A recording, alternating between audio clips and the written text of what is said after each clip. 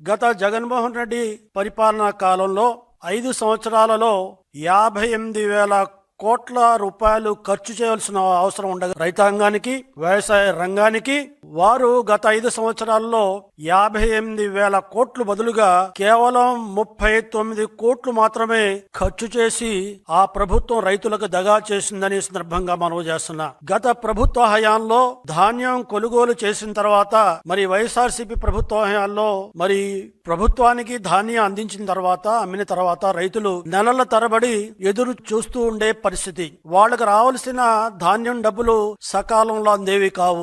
2 నెలలు 3 నెలలు ఒక్కొక్కసారి 6 నెలలు కాలం కూడా పట్టేది. ఆ రకంగా ధాన్యం అమ్మిన రైతులు తన ధాన్యం డబ్బుల కోసం పడిగాపులు కాయవలసిన పరిస్థితి ఉండేది. చంద్రబాబు నాయుడు గారు అధికారులు వచ్చిన తర్వాత, కుటుంబ ప్రభుత్వం అధికారులు వచ్చిన తర్వాత ఎన్ని ఆర్థిక ఇబ్బందులు ఉన్నప్పటికీ కూడా ఆ ఆర్థిక ఇబ్బందులను తట్టుకుంటూ నిలబడి మరి ఏదైతే బకాయిలు గత ప్రభుత్వం 88,724 మందికి చెల్లించవలసిన 1,674 కోట్ల రూపాయలని ఈ ప్రభుత్వం కుటుంబ ప్రభుత్వం వారికి చెల్లించిందంటే ఈనాడు ఈ కుటుంబ ప్రభుత్వం రైతాంగం ఎడల ఎంత నిబద్ధతతో పరిపాలన సాగిస్తుందో ఈనాడు రైతులు గమనించాల్సిన అవసరం ఉందని సందర్భంగా మనం చేస్తున్నాను.